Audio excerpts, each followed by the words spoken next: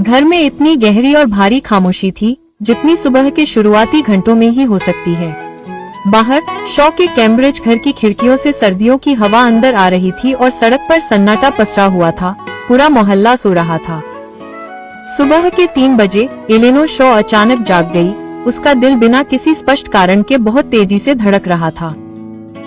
वह इतनी जल्दी चौंकने वाली नहीं थी, फिर भी किसी चीज ने उसे नींद से झकझोर दिया था।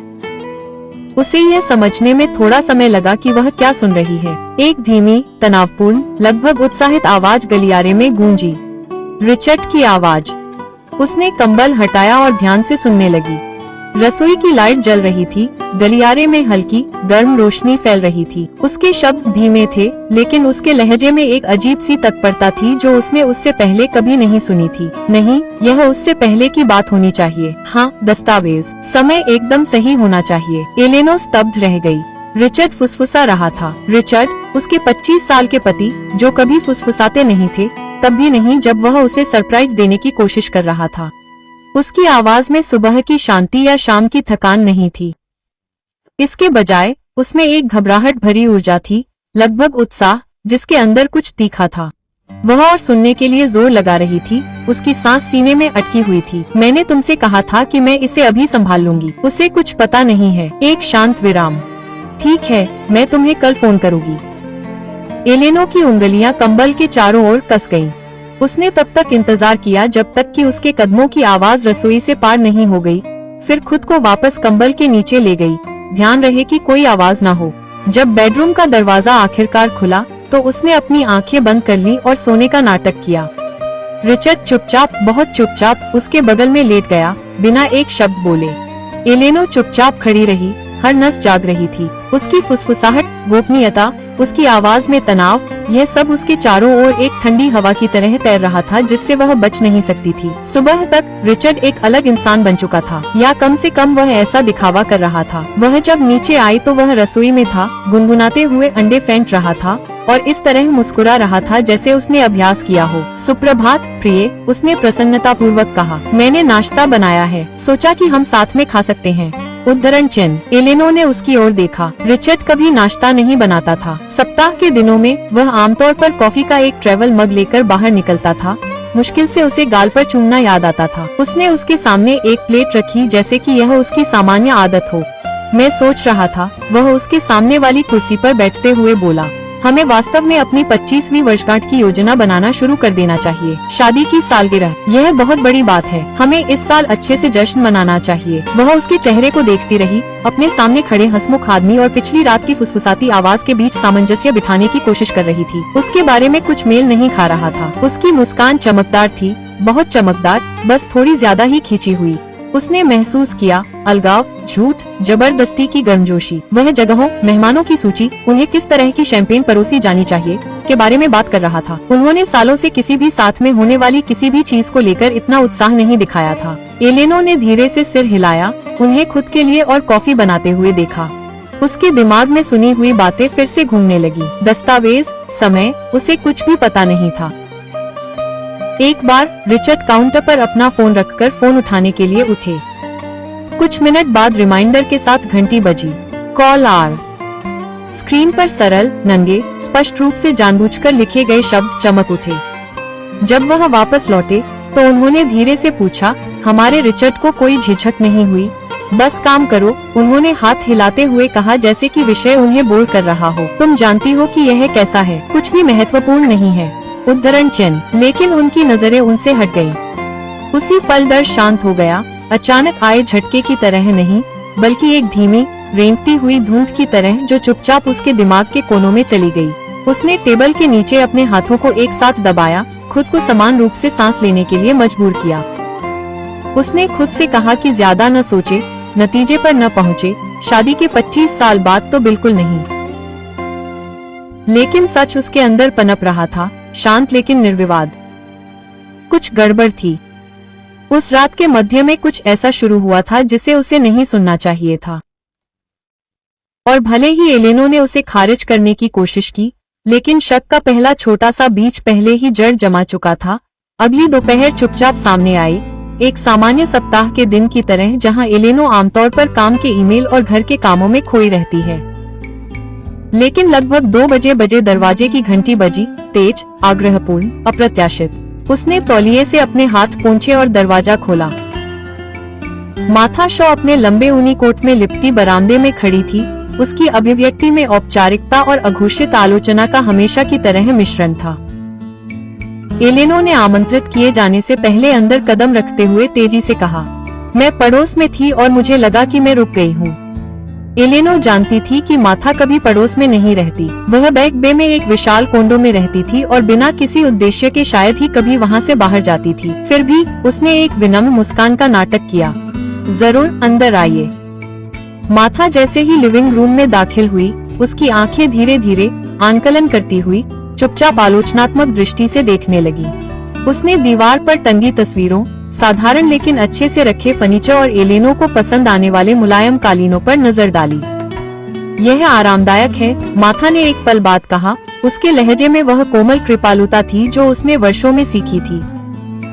बेशक मेरे अपार्टमेंट में थोड़ी ज्यादा प्राकृतिक रोशनी है और छतें ऊंची हैं, लेकिन यह अपने आप में अच्छा है। एलेनो ने कुछ नहीं कहा। उसने बहुत पहले ही जान लिया था कि मार्था की तुलनाएं बहस का निमंत्रण नहीं होती हैं। मार्था सोफे पर बैठ गई और अपनी स्कर्ट को ठीक किया। मुझे बताओ प्रिया, क्या तुमने और रिचर्ड ने हाल ही में भविष्य के बारे में सोचा है? भविष्य? एलेनो ने सावधानी से दोहराया। हाँ, मार्था ने कहा, अपने हाथ हिलाते हुए जैसे कि उसके विचार दीर्घकालिक योजना, विरासत, पोते पोतियों जैसी महान और परोपकारी चीजों के बारे में हो। एलेनो का पेट कस गया। मार्था, तुम जानती हो, हमारे कोई बच्चे नहीं हैं। ओह, मुझे पता है, मार्था ने जवाब दिया, याद दिलाने पर लगभग नाराज लग रही थी। लेकिन परिवार जैविक बच्चों से कहीं ज्यादा होते हैं। रिचर्ड के चचेरे भाई बहन, भतीजे, युवा लोग हैं जिन्हें किसी दिन फायदा हो सकता है। हमेशा आगे के बारे में सोचना चाहिए। एलेनो को अपने अंदर एक हल्की ठंडक महसूस हुई। मार्था यहाँ बात करने नहीं आई थी, वह किसी बात पर ध्यान दे रही थी। फिर मार्था आगे झुकी, अपनी आवाज धीमी करते हुए जैसे वह कोई राज बता रही हो। जानती हो, परिवार में स्पष्टता के लिए इस अपार्टमेंट को अभी स्थानांतरित करने पर विचार करना बुद्धिमानी हो सकती है। आप कभी नहीं जानते कि क्या हो सकता है। यह सुनिश्चित करना महत्वपूर्ण है कि यह सही उत्तराधिकारियों को मिले। एलेनो ने उसे घूर कर देखा। यह अपार्टमेंट? उसने धीरे से पूछा। हाँ प्रिया, मार्था ने अभ्यास की गई कोमलता के साथ कहा। कल्पना कीजिए अगर आपको या रिचर्ड को कुछ हो गया, तो क्या यह बेहतर नहीं होगा कि अगली पीढ़ी के लिए इसे पहले ही सुलझा लिया जाए? कोई अगली पीढ़ी नहीं थी। वहाँ सिर्फ मार्था के भतीजे थे, वो जवान लड़के जिन्हें वो हमेशा से पसंद करती थी, वो जवान लड़के जिनका एलेनो की जिंदगी या त्याग से कोई लेना देना नहीं था। एलेनो ने अपनी गोद में हाथ रख लिए। और आप क्या सुझा रही हैं? अरे कुछ भी बड़ा नहीं, मार्था ने हल्की मुस्कान के साथ कहा। एक साधारण ट्रांसफर, एक गिफ्ट डीड। इस तरह अपार्टमेंट परिवार की विरासत का हिस्सा बन जाता है। भावी उत्तराधिकारियों के लिए एक घर। भावी उत्तराधिकारी? उसके लहजे से साफ था कि उसका मतलब एलेनो के परिवार से नहीं था। फिर सवाल आया जिसने पूरी बातचीत को घुमा दिया। वैसे, मार्था ने लापरवाही से कहा, आप इस जगह का डीड कहाँ रखते हैं? मुझे लगता है कि यह किसी सुरक्षित जगह पर होगा, लेकिन ये चीजें ऐसी होनी चाहिए जहां पहुंचा जा सके। आपात स्थिति आती है। उद्धरण चिन्ह। एलेनो की रीढ़ में ठंडक और बढ़ गई। तिजोरी में, उसने शांति से जवाब दिया। क्यों? अरे कोई कारण नहीं, मार्था ने जल्दी से जवाब दिया। बस यह जानना अच्छा है कि सब कुछ कहाँ है। जब परिवार बड़े होते हैं तो योजना बनाना जरूरी हो जाता है। यह जिम्मेदारी का काम है। एलेनो ने विनम्रता से सिर हिलाया, लेकिन उसका दिमाग घूम रहा था। सुबह 3 बजे फुसफुसाते हुए फोन कॉल। रिचर्ड की अचानक खुशी, आर को कॉल करने की याद। और अब मार्था ने दस्तावेज मांगे और विरासत के बारे में बात की जो थी ही नहीं। जब मार्था आखिरकार जाने के लिए खड़ी हुई तो उसने एलेनो की बांह थपथपाई।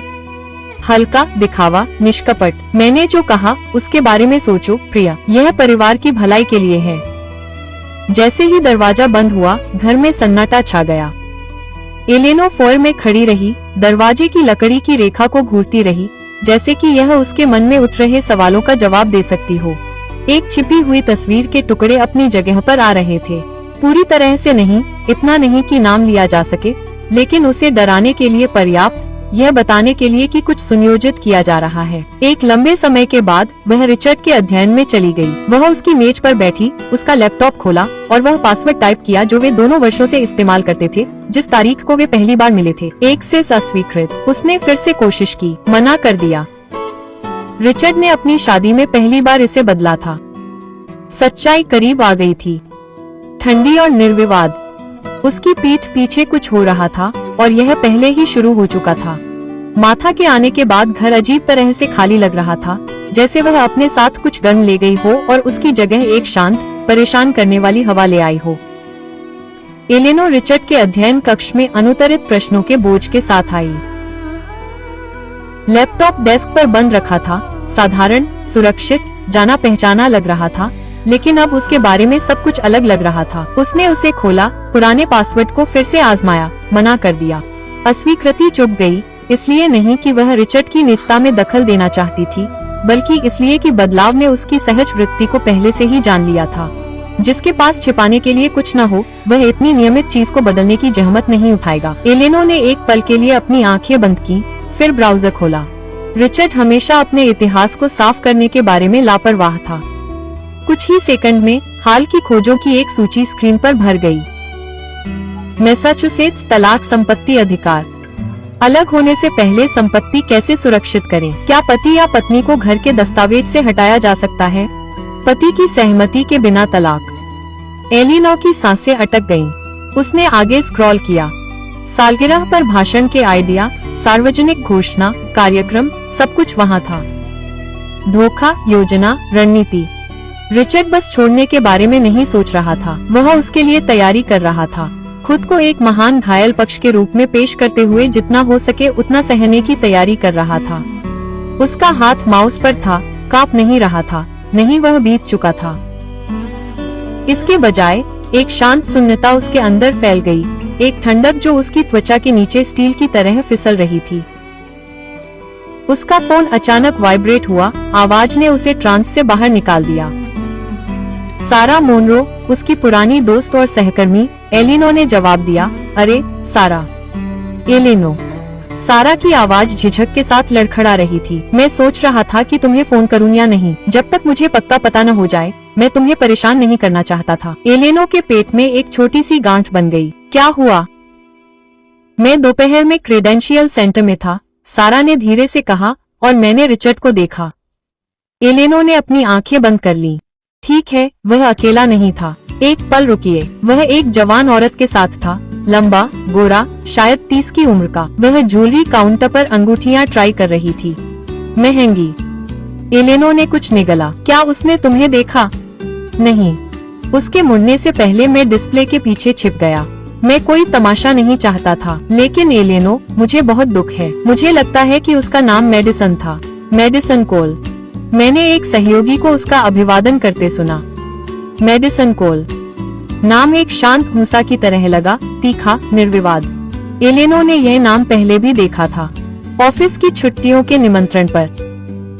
रिचर्ड की ईमेल सीसी सूची में। ग्रेजुएट स्कूल से अभी अभी निकला एक नया सहायक, तस्वीरों में बहुत ज्यादा मुस्कुरा रहा था। सारा ने धीरे से सांस छोड़ी। अगर मैंने खुद न देखा होता तो यकीन ही नहीं होता। एलेनो ने अंधेरी खिड़की में अपना प्रतिबिंब देखा, एक औरत की धुंधली सी आकृति जो टूटने से बचने की कोशिश कर रही थी, पर वह रोई नहीं। उसे रोने की इच्छा भी नहीं हुई। उसके अंदर कुछ और पनप रहा था। उसने शांति से कहा, मुझे बताने के लिए शुक्रिया। उस शाम रिचर्ड गुनगुनाते हुए घर आया। दरवाजा ऐसे खोल रहा था जैसे दुनिया में उसके पास सिवाय अच्छी खबरों के कुछ न हो। उसने एलेनो के गाल चूमे, अपना ब्रीफकेस रखा और अपने लिए एक गिलास वाइन बनाई, एक प्यार करने वाले पति की उसकी सबसे अच्छी नकल। उसने खुशी से कहा, लंबा दिन था पर उत्पादक था। मुझे लगता है कि सब कुछ ठीक हो रहा है। हमें सालगिरह के डिनर के बारे में और बात करनी चाहिए। यह अविस्मरणीय होने वाला है।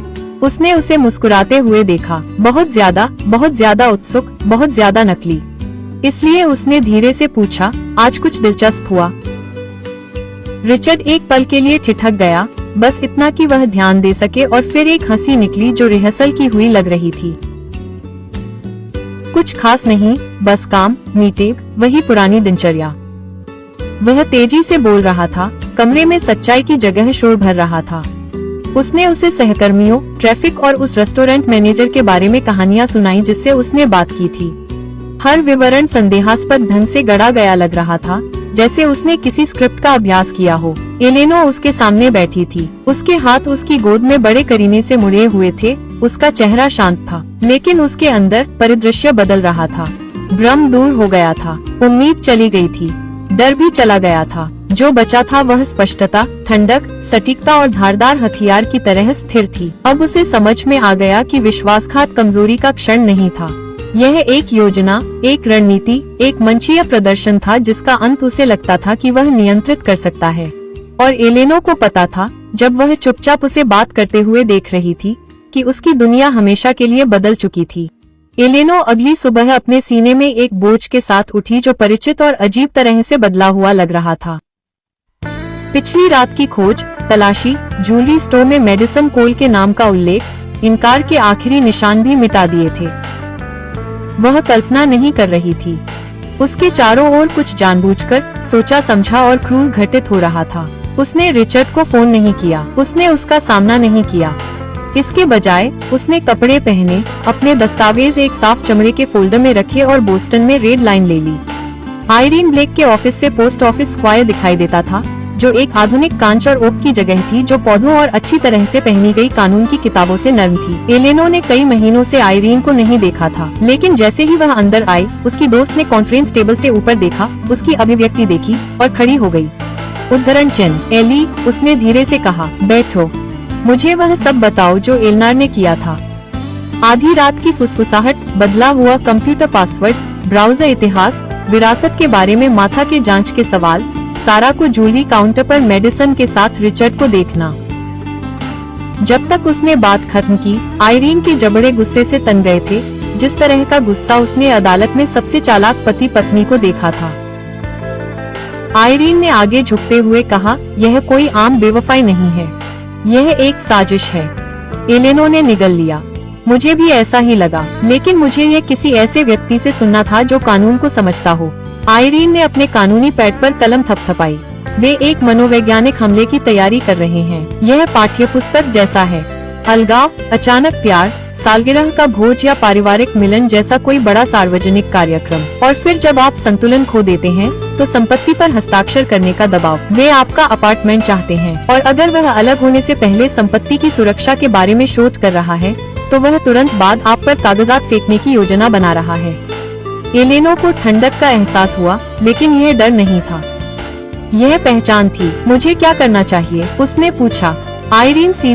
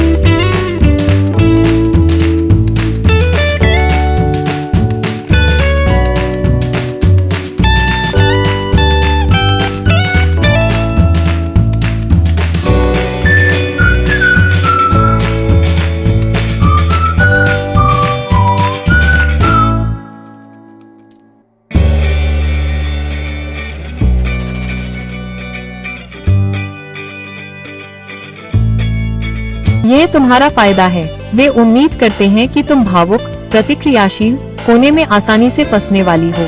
उन्हें कुछ मत दो। एलना पर एक अजीब सी स्थिरता छा गई।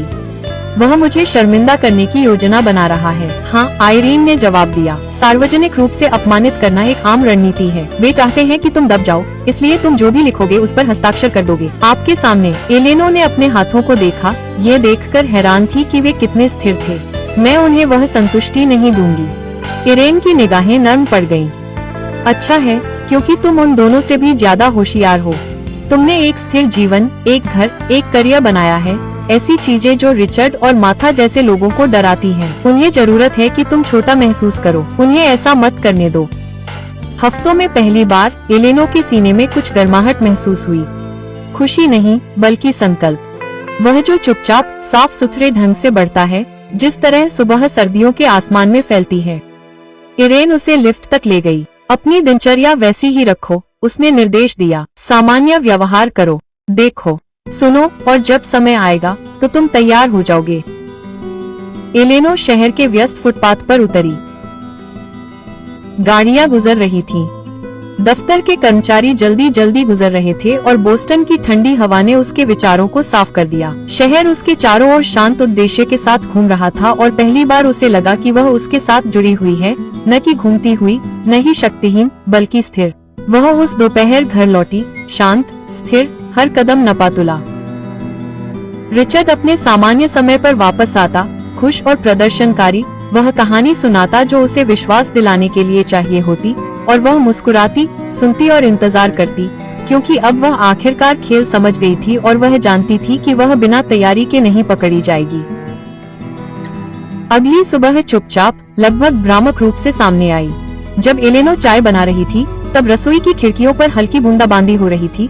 वह ऐसी शांति से चल रही थी जो उसने हफ्तों से महसूस नहीं की थी। रिचर्ड जल्दी, बहुत जल्दी चला गया था। साइट विजिट और लंबी मीटिंग के बारे में कुछ बुदबुदा रहा था। उसके स्वर में ज्यादा उत्सुकता थी, उसकी मुस्कान पतली थी। एलेनो को उसकी एक भी बात पर यकीन नहीं हुआ, लेकिन उसने जरूरत नहीं थी, अब और नहीं। दोपहर के करीब दरवाजे की घंटी बजी। एक वर्दीधारी कुरियर पोर्च पर खड़ा था, जिसके हाथ में क्रीम रंग का एक मोटा लिफाफा था, जिस पर न्यूयॉर्क की एक लॉ फर्म की मुहर लगी हुई थी।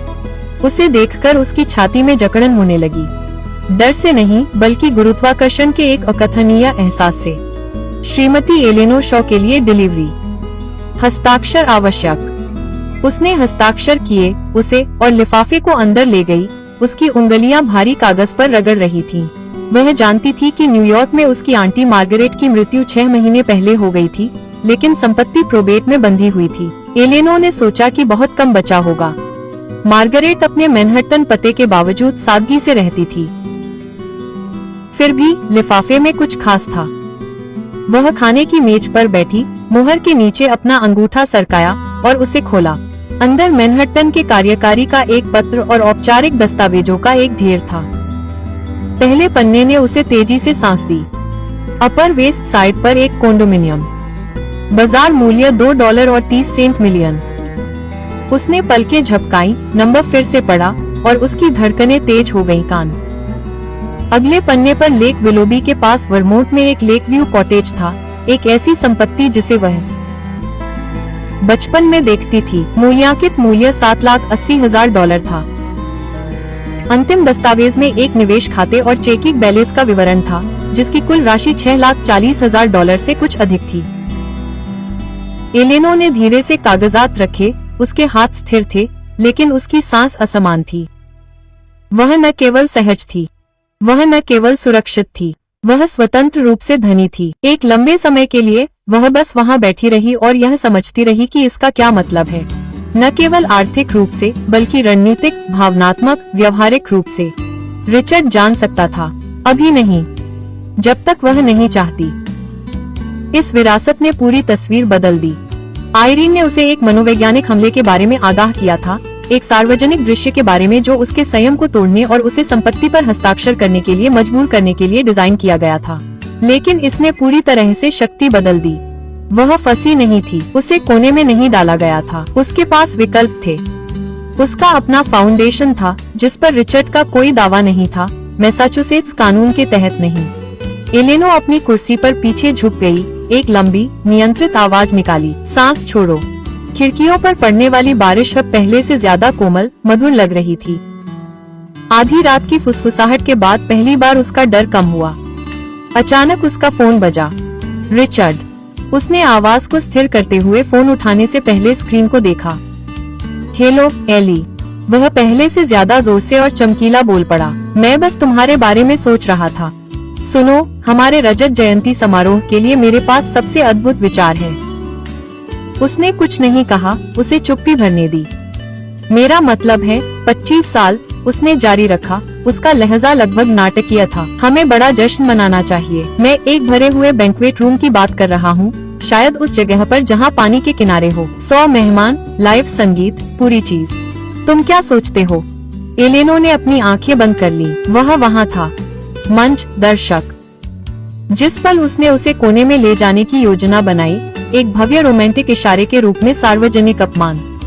रिचर्ड जश्न मनाने की योजना नहीं बना रहा था, वह एक जाल बिछा रहा था। यह बहुत ही जटिल लग रहा है, उसने धीरे से कहा, अपने लहजे को तटस्थ रखते हुए। वह बहुत जल्दी हंसा। अच्छा, तुम केवल एक बार 25 तक पहुँचते हो, है ना? और लोग देखना पसंद करते हैं। लंबे समय से चली आ रही शादियाँ अब भी मजबूत हैं। यह जरूरी है कि हम वह शो दिखाएं।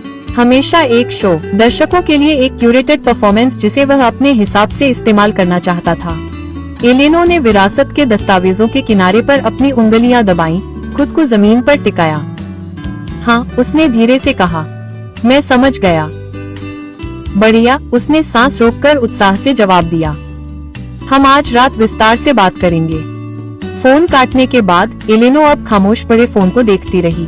उसे नहीं पता था कि वह अब किससे बात कर रहा है। वह महिला जिसे वह अपमानित करना चाहता था, जिसके बारे में उसे लगा था कि वह कोने में है, आर्थिक रूप से निर्भर है, भावनात्मक रूप से कमजोर है, अब नहीं रही। उसकी जगह एक ऐसी महिला बैठी थी जिसके पास अपर वेस्ट साइड कॉन्डो था, वर्मोंट लेक साइड प्रॉपर्टी थी और उससे कहीं ज्यादा आर्थिक आजादी थी जिसकी उसने कभी कल्पना भी नहीं की थी। एक ऐसी महिला जिसने आखिरकार अपनी कीमत समझी और जो सच का पल चुनेगी, न कि वह।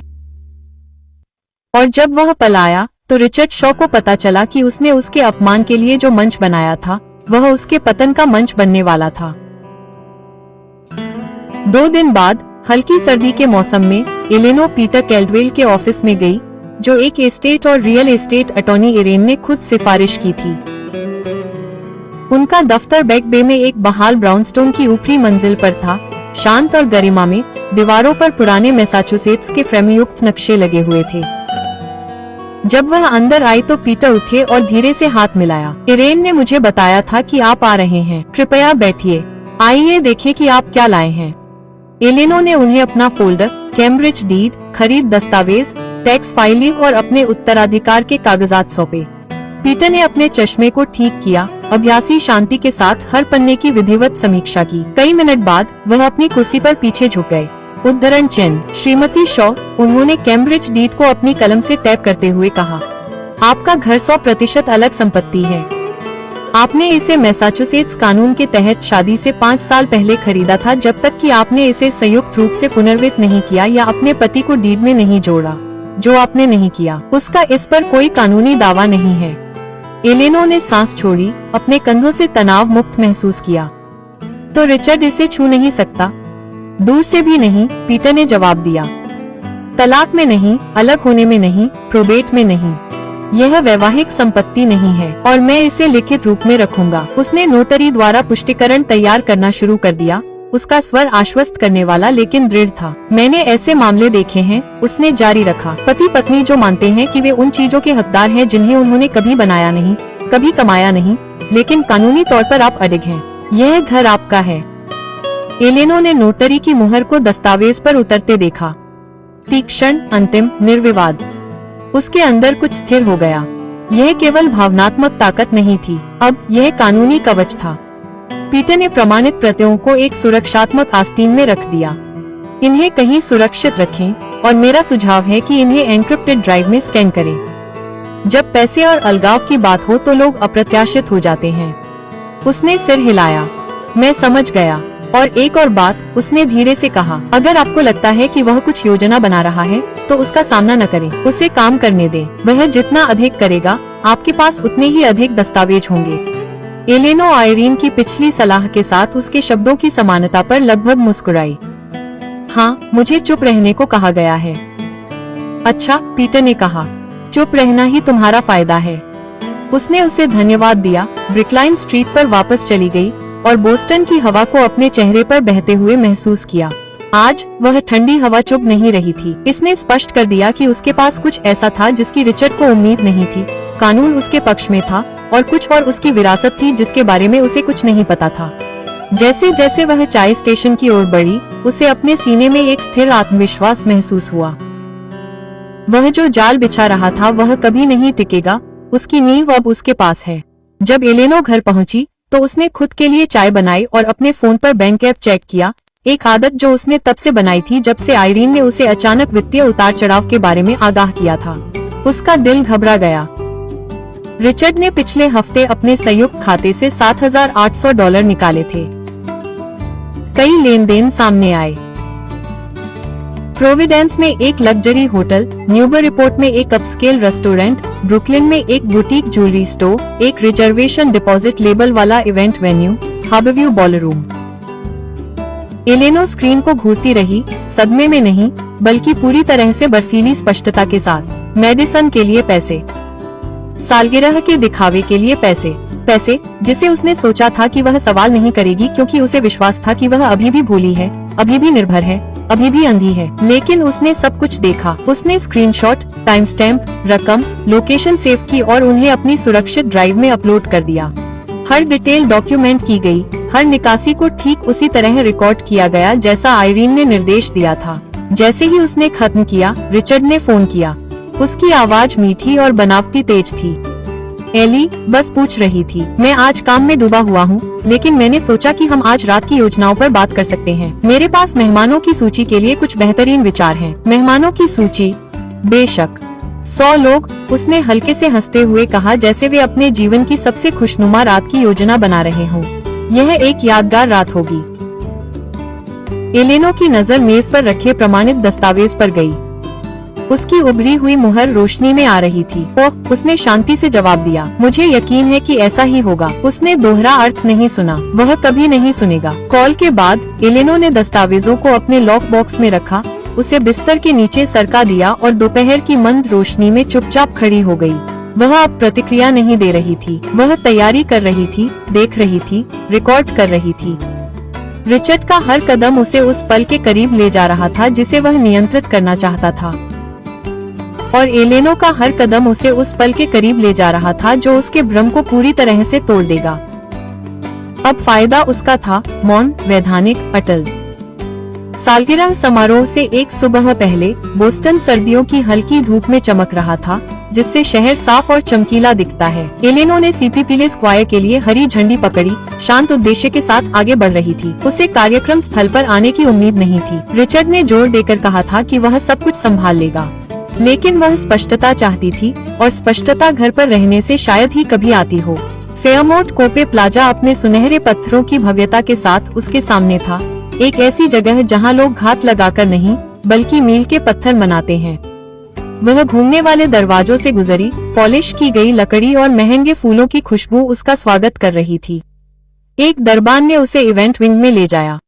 एलेनो ने अपना समय लिया, वह इस तरह से शांति से आगे बढ़ रही थी जैसे वह कोई पत्नी हो जो 25वीं सालगिरह के जश्न के लिए आखिरी डिटेल्स चेक कर रही हो। वह बेहतर जानती थी। जैसे ही वह बॉलरूम की ओर जाने वाले गलियारे में कदम रखी, वह ठिठक गई।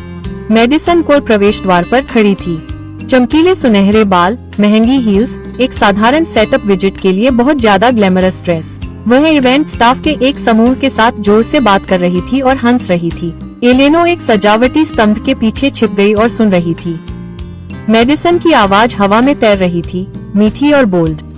उसने कहा कि उसने वादा किया कि जल्द ही सब कुछ आधिकारिक हो जाएगा। हमने कैम्ब्रिज जगह को कैसे सजाना है, इसकी योजना बनाना शुरू कर दिया है। कागजात पर हस्ताक्षर होते ही यह एकदम सही हो जाएगा। स्टाफ के एक सदस्य ने पूछा, हस्ताक्षर हो गए, शादी के कागजात की तरह? मेडिसन मुस्कुराई, अरे नहीं, उस तरह के नहीं, वैसे भी अभी नहीं। उसने गर्व से अपनी आवाज धीमी कर दी। उसने कहा, उसकी पत्नी के हस्ताक्षर होते ही अपार्टमेंट हमारा हो जाएगा। कल बड़ा पल है। पूरा ग्रुप उसके साथ हंसा, उसके शब्दों में छिपी क्रूरता से अनजान। एलेनो का दिल नहीं धड़का, वह टूटी नहीं। इसके बजाय उसके अंदर कुछ ऐसा हुआ जो कांच की तरह साफ था। मेडिसन सिर्फ शामिल नहीं थी, वह आश्वस्त थी, बहुत अधिक आश्वस्त, जिसका मतलब था कि रिचर्ड उसे प्यार से कहीं ज्यादा का वादा कर रहा था। वह उसे एलेनो की जिंदगी का वादा कर रहा था। मेडिसन ने आगे कहा, रिचर्ड ने कहा कि कल की घोषणा सब कुछ बदल देगी। और ईमानदारी से कहूँ तो अब समय आ गया है। वह उस अपार्टमेंट में काफी समय से रह रही है, उसे आगे बढ़ने का हक है, वह इसका हकदार है। उन दो शब्दों में निहित अधिकार ने एलेनो को किसी भी अन्य चीज से ज्यादा प्रभावित किया। वह बिना देखे पीछे हट गई और चुपचाप समूह से दूर चली गई। उसके हाथ स्थिर थे, उसकी सांस शांत थी, लेकिन उसके अंदर का संकल्प पत्थर की तरह दृढ़ था। वह बॉयलर रूम की ओर बढ़ी जहां एक रेस्टोरेंट मैनेजर श्री लिंडन बैठने के चार्ट की समीक्षा कर रहे थे। उन्होंने उसे तुरंत पहचान लिया। ओह श्रीमती शॉ, हम आज आपकी उम्मीद नहीं कर रहे थे। सब कुछ लगभग तैयार है। आपके पति कल ही भुगतान को अंतिम रूप देने के लिए यहाँ थे। उद्धरण चिन्ह। एलेनो ने नर्म विनम्र मुस्कान के साथ कहा। भुगतान? हाँ, उसने गर्व से कहा। उसने लगभग $20,000 का भुगतान किया। कहा कि यह एक ऐसी रात होगी जिसे वह हमेशा याद रखेगा। फिर मैनेजर ने अपनी आवाज को साजिशपूर्ण ढंग से कम किया और उसने एक बड़ी घोषणा का उल्लेख किया, कुछ ऐसा जो उसने कहा कि एक नया अध्याय शुरू करेगा। यह हमेशा रोमांचक होता है। एक नया अध्याय। मेडिसन का उत्साह। वह अपार्टमेंट जो उन्हें जल्द ही मिलेगा। वे दस्तावेज जो उसने सुबह 3 बजे सुने थे। ब्राउज़र इतिहास। माथा के प्रश्न। यह सब एक स्पष्ट निष्कर्ष पर टकराता है। वर्षगांठ का जश्न ये कोई जश्न नहीं था। यह एक जाल था, एक सार्वजनिक जाल, एक ऐसा तमाशा जो उसे उसके घर, उसकी जिंदगी को बेचने के लिए दबाव बनाने के लिए रचा गया था। तालियों की गड़गड़ाहट और दिखावटी सहानुभूति की चमकती रोशनी में एलेनो ने मैनेजर को धन्यवाद दिया और धीरे से मुड़ी और फेयरमोंट के संगमरमरी गलियारों से धीमी चाल से बाहर चली गई। पॉलिश की हुई दीवारों में उसका प्रतिबिंब अलग, तेज, स्थिर इस तरह से दिख रहा था जैसे उसने महीनों से नहीं देखा था। जब वह घर पहुंची तो घर अजीब तरह से शांत था, जैसे सांस रोक रहा हो। रिचर्ड 1 घंटे बाद लौटा।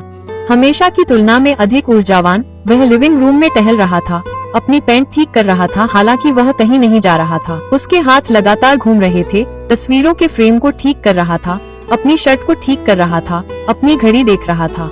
अभ्यास करते हुए उसने एलेनो को उसे देखते हुए पाया और घबरा कर हंसा। कल बड़ा दिन है ना? मैं चाहती हूँ कि तुम्हारे लिए सब कुछ परफेक्ट हो, उसने धीरे से कहा, पर उसने उसके स्वर में धार नहीं सुनी। वह कृतज्ञता, नई शुरुआत और आगे बढ़ने के बारे में पंक्तियों का अभ्यास करने में इतना तल्लीन था। दर्शकों के लिए शब्दों को निखारा गया था। एलेनो बेडरूम में गायब हो गई और उसके पीछे धीरे से दरवाजा बंद हो गया। बिस्तर पर उसने आयरीन द्वारा बताई गई हर चीज को इकट्ठा कर दिया। प्रमाणित विलेख प्रतियां, वित्तीय स्क्रीनशॉट, रिचर्ड के संदिग्ध व्यवहार की एक मुद्रित समय रेखा, विरासत के दस्तावेज, उसके एकमात्र स्वामित्व की पुष्टि करने वाला एक नोटरी बयान। एक एक करके उसने उन्हें एक साफ सुथरे फाइल फोल्डर में रख दिया। न कांपना, न झिझक। कल रिचर्ड का मानना था कि वह एक मंच पर खड़ा होगा और उससे सब कुछ छीन लेगा, लेकिन एलेनो को आखिरकार पूरी तरह से पता चल गया कि कल वह दिन था जब संतुलन बदल जाएगा। उसके लिए नहीं, उसके लिए। उसने बेडरूम की बत्ती बुझा दी, फोल्डर को अपने बैग में सुरक्षित रूप से रख लिया। वह तैयार थी। अगली शाम फेयरमोंट सीपीपीले प्लाजा सर्दियों के सपने की तरह चमक रहा था। बॉलरूम ऊंचे ऊंचे झूमरों के नीचे चमकते हुए हर क्रिस्टल सुनहरी रोशनी को पकड़ रहा था और उसे हाथी दांत से सजी मेजों पर बिखेर रहा था। वेटर शैंपेन के गिलासों की ट्रे लेकर कमरे में घूम रहे थे। एयर स्विट में मोमबत्तियों की रोशनी और महंगे फूलों की सजावट थी। करीब 100 मेहमान जमा थे। सहकर्मी, दूर के रिश्तेदार, परिचित जो शो को बमुश्किल जानते थे लेकिन एक भव्य आयोजन पसंद करते थे। एलेनो चुपचाप अंदर आई, एक साधारण लेकिन सुंदर नेवी गाउन पहने हुए। उसका आसन शांत था, उसके हाव भाव समझ से बाहर थे। वह एक ऐसी महिला लग रही थी जो सालगिरह मनाने के लिए तैयार है। फिर भी वह किसी से भी बेहतर जानती थी कि यह रात जश्न मनाने के लिए बिल्कुल भी नहीं बनी थी। कमरे के उस पार उसने मेडिसन कोल को देखा। छोटी उम्र की महिला ने एक साधारण पोशाक और एक डोरी पहनी हुई थी जिस पर लिखा था, सहायक शॉ और एसोसिएट्स के रूप में रिचर्ड की पेशेवर टीम का हिस्सा होने का नाटक करते हुए। उद्धरण चिन्ह। एलेनो ने लगभग उसकी हिम्मत की तारीफ की। लगभग। मेडिसन की नजरें कमरे में घूम रही थीं, मेहमानों को देख रही थीं, मंच पर बमुश्किल छुपे उत्साह के साथ खड़ी थीं। इस बीच रिचर्ड हर जगह थे, हाथ मिला रहे थे, मेहमानों का गर्मजोशी से अभिवादन कर रहे थे, नाटकीय ढंग से इशारे कर रहे थे कि आज की रात क्या दर्शाती है। उनका आत्मविश्वास गर्मी की तरह चमक रहा था। माथा सामने खड़ी थी, हाथ में शैंपेन का गिलास, होंठ एक छोटी विजयी मुस्कान में मुड़े हुए। फिर डिनर सर्विस शुरू होने से ठीक पहले रिचर्ड ने अपने गिलास पर चम्मच से टैप किया। बॉलर रूम में सन्नाटा छा गया। वह छोटे से सजे हुए मंच पर खड़ा था, एक स्पॉटलाइट उस पर टिकी हुई थी जैसे पूरी रात सिर्फ इस पल के लिए ही थी। उसने अपने दिल पर हाथ रखा, एक अभिनेता अपने एकालौप की तैयारी कर रहा था। आज रात यहाँ आने के लिए आप सभी का धन्यवाद, उसने शुरू किया। उसकी आवाज पूरे कमरे में आसानी से गूंज रही थी। 2 साल, यह एक लंबी यात्रा है, यादों, चुनौतियों और सच्चाई से भरी यात्रा। एलेनो ने महसूस किया कि दर्जनों आंखें उसकी ओर घूम रही थीं, फिर वापस उसकी ओर। उसने अपनी अभिव्यक्ति को बिल्कुल स्थिर रखा। रिचर्ड ने आगे कहा, मैं हाल ही में जीवन, दिशा और कृतज्ञता के बारे में बहुत चिंतन कर रहा हूँ। वह रुक गया और खामोशी को प्रत्याशा से भर दिया। और कभी कभी सच्चाई की ओर बढ़ने का मतलब कठिन निर्णय लेना होता है। कई मेहमानों ने फुसफुसाते हुए स्वर में बदलाव महसूस किया। उसने सांस ली, उसकी छाती फूल रही थी जैसे वह कोई वीरतापूर्ण उद्घोषणा करने वाला हो। मैं ईमानदारी और खुद के प्रति सच्चे रहने में विश्वास करता हूँ।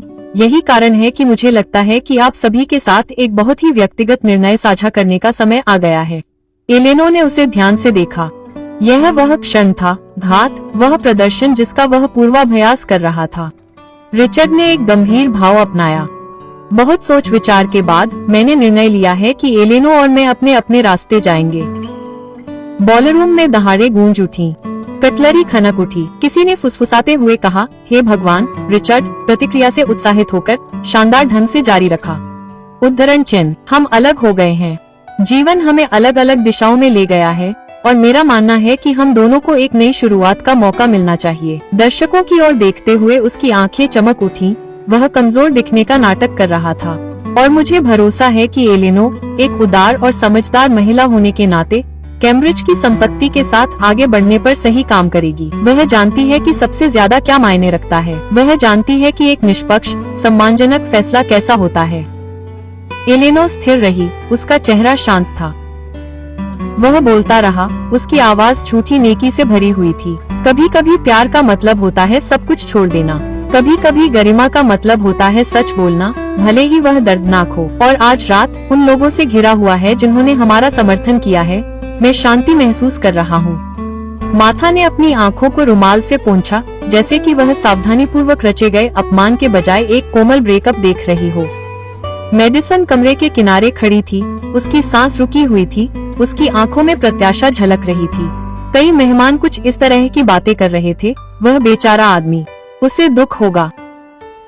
वह हमेशा दूर ही रहती थी। वह बहुत नेक है। रिचर्ड ने यह सब आत्मसात कर लिया, उस सहानुभूति का आनंद ले रहा था जो उसने बनाई थी। उसने अपनी बाहें थोड़ी फैलाई, जैसे कि कमरे को गले लगा रहा हो। कृपया समझिए, उन्होंने सहजता से कहा, मैं बस वही चाहता हूँ जो हम दोनों के लिए सबसे अच्छा हो। और मुझे पता है कि एलेनो इस बदलाव को जिम्मेदारी से संभालेंगी। उन्हें सच में विश्वास था कि उनके पास एक है। उन्हें विश्वास था कि भीड़ उनके पक्ष में है। उन्हें विश्वास था कि दबाव और जनता की भावनाएं उन्हें किनारे कर देंगी। उन्हें विश्वास था कि अपमान उन्हें आज्ञा मानने पर मजबूर कर देगा। रिचर्ड पीछे हट गए, कुछ गुमराह मेहमानों की तालियों की गड़गड़ाहट में डूब गए, जिन्हें लगा कि वे किसी दिल से की गई स्वीकारोक्ति के गवाह हैं। उनकी मुद्रा शांत हो गई, उनके कंधे ढीले हो गए। उन्हें पहले कभी इतना भरोसा नहीं था, इतना यकीन था कि जिस पल को उन्होंने बनाया, रिहर्सल किया और व्यवस्थित किया था, वह बिल्कुल वैसा ही हो रहा था जैसा उन्होंने सोचा था। उन्हें अभी तक नहीं पता था, लेकिन एलेनो के पतन के लिए उन्होंने जो जश्न मनाया था, वह उनके अपने पतन का मंच बनने वाला था। रिचर्ड की घोषणा के बाद कई सेकंड तक बॉलर रूम में सन्नाटा पसरा रहा। ऊपर झूमर चमक रहे थे, सोने की सफेद सजावट किसी गलत नाटक के लिए सजाए गए मंच की तरह झिलमिला रही थी। कुछ मेहमान रिचर्ड को हैरान सहानुभूति से देख रहे थे, बाकी लोग अजीब सी नजरों से एलिनो को देख रहे थे, इंतजार कर रहे थे, सोच रहे थे कि क्या प्रतिक्रिया दे। एलिनो अपनी कुर्सी से धीरे से उठी। कोई नाटकबाजी नहीं, कोई कांपना नहीं, कोई जल्दबाजी नहीं, बस शांत, निर्विवाद उपस्थिति। वह मंच की ओर बढ़ी, उसकी एड़ियां संगमरमर के फर्श पर धीरे से टकरा रही थीं। रिचर्ड ने उसे देखा और मुस्कुराने की कोशिश की, यह मानते हुए कि वह आज्ञाकारी ढंग से सिर हिलाएगी, शायद उसकी बात पूरी करने के लिए थोड़ा रोएगी। इसके बजाय एलिनो ने माइक्रोफोन की ओर हाथ बढ़ाया। एक ऐसी खामोशी छा गई कि बॉलरूम में हवा खाली हो गई। उसकी आवाज कोमल थी, लगभग बातचीत जैसी। आपके दिल को छू लेने वाले भाषण के लिए धन्यवाद, रिचर्ड। उसके स्वर पर मेहमानों में कानाफूसी दौड़ गई। फिर उसने जारी रखा, सर्दियों की लहरों की तरह शांत। चूंकि हम आज रात ईमानदार हो रहे हैं, मुझे लगता है कि यह उचित है कि मैं अपनी कुछ सच्चाइयां साझा करूं। रिचर्ड सख्त हो गया। मेडिसन की मुस्कान लड़खड़ा गई। माथा ने हल्की खनक के साथ अपना शैंपेन का गिलास नीचे रखा। एलिनो ने माइक्रोफोन को हल्के से पकड़ लिया। उसका हाव भाव संतुलित, सुंदर और अडिग था। सबसे पहले उसने हमारी शादी में दरार आने की बात कही। रिचर्ड सही कह रहे हैं, हालांकि कारण आपको हैरान कर सकते हैं। उसने उसे गुस्से से नहीं, आंसुओं से नहीं, बल्कि निश्चितता से देखा। पिछले कई महीनों से रिचर्ड का अपनी असिस्टेंट मेडिसन कोल के साथ अफेयर चल रहा है। लोग हैरान रह गए, सिर मेडिसन की तरफ मुड़ गए, जो तुरंत पीली पड़ गई। एलेनो ने बिना आवाज उठाए जारी रखा। वे होटल, ज्वेलरी स्टोर, रेस्टोरेंट जा रहे थे। मुझे पता है क्योंकि चार्ज सीधे हमारे जॉइंट बैंक अकाउंट से आया था। वह रुकी। पिछले हफ्ते में ही $7,800 से ज्यादा।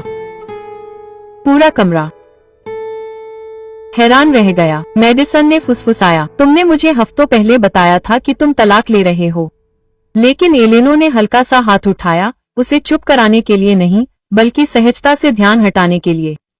दूसरी बात, उसने कैम्ब्रिज वाले घर के बारे में कहा। रिचर्ड ने इशारा किया कि मैं सही काम करूंगा। उसने एक छोटी, लगभग मनोरंजक सांस छोड़ी।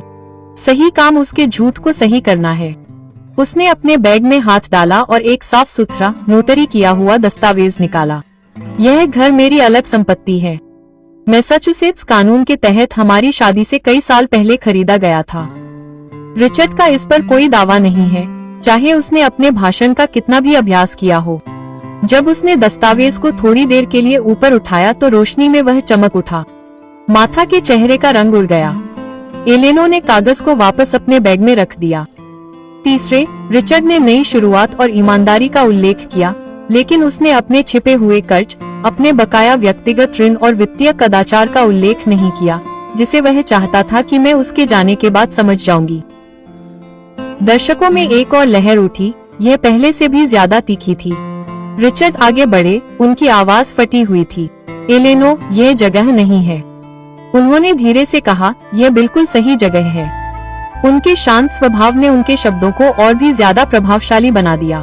और अंत में, चूंकि हम बदलावों के बारे में बात कर रहे हैं, मैं अपनी दिवंगत आंटी को धन्यवाद देना चाहती हूँ कि उन्होंने मुझे अपनी संपत्ति दी। उन्होंने अगले वाक्य शांति से बोले।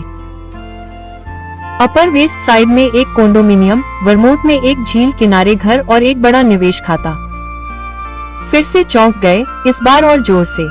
मेडिसन ने रिचर्ड को ऐसे देखा जैसे उसे पहली बार देख रही हो। तुमने मुझसे कहा था कि तुम्हें कैम्ब्रिज वाली जगह चाहिए क्योंकि तुम दोनों कंगाल हो। तुमने मुझसे झूठ बोला। रिचर्ड ने गुस्से में उसकी बांह पकड़ ली। मेडिसन, कोई तमाशा मत करो। उसने उसका हाथ खींच लिया। मुझे मत छुओ। तुमने कहा था कि उसके पास कुछ नहीं है। तुमने कहा था कि वह पहले ही डीड पर हस्ताक्षर करने के लिए तैयार हो गई है। मेहमान अब पूरी तरह से रिचर्ड की ओर मुड़ गए। भाव सहानुभूति से घृणा में बदल रहे थे। कमरे में बातचीत छोटी छोटी आग की तरह भड़क उठी। अपनी पत्नी को धोखा देकर उसे घर ले जाने की कोशिश कर रहा था। उसने इवेंट के पैसे अपने अफेयर के लिए इस्तेमाल किए। मुझे इस पर यकीन नहीं हो रहा है। रिचर्ड ने नियंत्रण पाने की कोशिश की। हाथ ऊपर उठे। सभी, कृपया। इसे बड़ा चढ़ाकर पेश किया जा रहा है, लेकिन मेडिसन सहायक की भूमिका निभाना बंद कर चुकी थी। तुमने आज रात उसे सबके सामने छोड़ने की योजना बनाई थी और तुमने मुझसे कहा था कि तुम मुझे अगले हफ्ते उसके अपार्टमेंट में ले जाओगे। कमरा गूंज उठा। माथा ने बीच बचाव करने की कोशिश की, लेकिन उसकी आवाज कानाफूसी, हैरानी और रिचर्ड के सावधानी पूर्वक बनाए गए मुखौटे के ढहने की आवाज में दब गई। एलेनो ने अपनी आवाज ऊंची नहीं की। वह खुश नहीं हुई। वह बस माइक्रोफोन से पीछे हट गई और सच्चाई को अपनी बात पूरी करने दी। जब शोर चरम पर पहुंच गया, रिचर्ड बहस कर रहा था, मेडिसन चिल्ला रहा था, मेहमान बड़बड़ा रहे थे। तब एलेनो मुड़ी और मंच से चली गई। उसकी मुद्रा सीधी थी, उसकी ठुड्डी शांत गरिमा के साथ उठी हुई थी। वह सफेद सोने की सजावट, शैंपेन के गिलास और स्तब्ध मेहमानों के बीच से गुजरी, जिनकी कानाफूसी पानी की तरह उसके इर्द गिर्द बह रही थी। उसने पीछे मुड़कर नहीं देखा, उसे देखने की जरूरत नहीं थी। रिचर्ड की प्रतिष्ठा उसके पीछे वास्तविक समय में उजागर हो रही थी। शोरगुल, गड़बड़, निर्विवाद। लेकिन एलेनो, वह बॉलरूम से अछूती, शांत, अपनी चुप्पी में विजयी रही। सच्चाई ने उसकी बात मान ली थी। 3 महीने बाद सर्दी पिघलकर एक फीके, अनिच्छुक वसंत में बदल गई थी। बोस्टन की ईंटों से बनी सड़कों पर ठंडक अभी भी थी, लेकिन हर दोपहर सूरज की रोशनी लंबी होती जा रही थी, जो नए सिरे से शुरुआत का संकेत दे रही थी। एक शांत सोमवार की सुबह एलिना सुफेक काउंटी फैमिली कोर्ट में आयरीन के साथ दाखिल हुई। कोर्ट रूम के अंदर फ्लोरोसेंट लाइटें घिसी हुई लकड़ी की बेंचों पर धीमी आवाज में चमक रही थीं। रिचर्ड सबसे दूर खड़ा था, जितना पहले कभी नहीं देखा था। उसके कभी साफ सुथरे सूट की जगह अब एक झुर्रियों वाला, खराब फिटिंग वाला ब्लेजर आ गया था। उसके बाल बिखरे हुए थे, कंधे झुके हुए थे। 100 लोगों के सामने एक शानदार कार्यक्रम आयोजित करने वाला आत्मविश्वासी व्यक्ति अब नहीं रहा। उसकी जगह कोई ऐसा व्यक्ति खड़ा हो गया जो नतीजों से खोखला हो गया था। क्लर्क ने केस की सुनवाई की। जज मेरमन ने रिचर्ड के बहकावे में आकर दस्तावेजों की समीक्षा की। एलिना बिना किसी भावना के देखती रही। सब कुछ पहले ही लिखा, प्रमाणित और मुहरबंद हो चुका था। सच कागजों पर हमेशा के लिए उतर जाता है। जज ने साफ साफ कहा। सबसे पहले कैम्ब्रिज की संपत्ति। दस्तावेजों से पुष्टि होती है कि इसे शादी से पहले श्रीमती शॉ ने ही खरीदा था। मैसाचुसेट्स कानून के तहत इसे अलग संपत्ति के तौर पर वर्गीकृत किया गया है। श्री शॉ का इस पर कोई कानूनी या न्यायसंगत दावा नहीं है। रिचर्ड ने जबड़ा कड़ा करते हुए अपनी बात रखी। एलेनो चुपचाप खड़ी रही। दूसरा, जज ने जारी रखा, शादी के दौरान हासिल की गई जमीन को वैवाहिक संपत्ति माना जाता है। इसे बराबर बराबर बांटा जाएगा। एक उचित फैसला। एलेनो ने हल्का सा सिर हिलाया। तीसरा, कार, जो वैवाहिक संपत्ति भी है, को मानक इक्विटी दिशानिर्देशों के अनुसार बांटा जाएगा। श्रीमती शॉ गाड़ी अपने पास रखेंगी, लेकिन श्री शॉ को उसके मूल्यांकन मूल्य का आधा मुआवजा देंगी। रिचर्ड खुश हो गए, जैसे कि न्याय का इंतजार कर रहे हों, लेकिन ऐसा कभी नहीं हुआ। चौथा, कर्ज। जज ने अपने चश्मे के ऊपर से रिचर्ड को देखा। वित्तीय रिकॉर्ड दिखाते हैं कि श्री शॉ ने अकेले ही $40,000 से ज्यादा का कर्ज और क्रेडिट चार्ज लिया था। इनमें होटल का खर्च, गहने खरीदना और शादी से इतर दूसरे निजी खर्चे शामिल हैं। कोर्ट रूम में मौजूद कुछ दर्शकों ने एक दूसरे को देखा। जज ने कहा कि ये कर्ज सिर्फ श्री शॉ के हैं। रिचर्ड का चेहरा लाल हो गया। माननीय न्यायाधीश, वो आरोप थे। जज ने हाथ उठाया। श्री शॉ, यह अदालत बहाने नहीं सुनेगी। दस्तावेज अकाट्या हैं। बैठ जाए। उनकी आवाज में अंतिमता गूंज रही थी। रिचर्ड के कंधे झुक गए। एलेनो मुस्कुराई नहीं। वह खुश नहीं हुई। उसने बस थोड़ी राहत की सांस ली, जैसे कि वर्षों से वह जिस बोझ को ढो रही थी, वह आखिरकार हवा में उठ गया और घुल गया। जब सत्र समाप्त हुआ तो रिचर्ड भड़क उठे। यह अनुचित है। उसने यह सब योजना बनाई थी। उसने सभी को मेरे खिलाफ कर दिया। न्यायाधीश मेरमन ने ऊपर नहीं देखा। उद्धरण चिन्ह। एक और गुस्सा, श्री शॉ, और आपको बाहर निकाल दिया जाएगा। आयरीन ने एलेनो की बाह को छुआ। चलो चलते हैं, उसने फुसफुसाया। जैसे ही वे दालान में कदम रखते हैं, रिचर्ड की आवाज अभी भी उनके पीछे गूंज रही थी, बढ़ती और हताश। उसमें से कुछ भी उस पर असर नहीं कर रहा था। उस हफ्ते के अंत में आखिरी झटका लगा।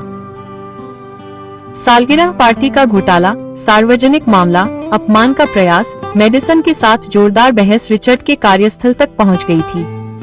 एक ग्राहक ने मेडिसन के टकराव के कुछ हिस्सों को फिल्माया और उसे ऑनलाइन साझा किया।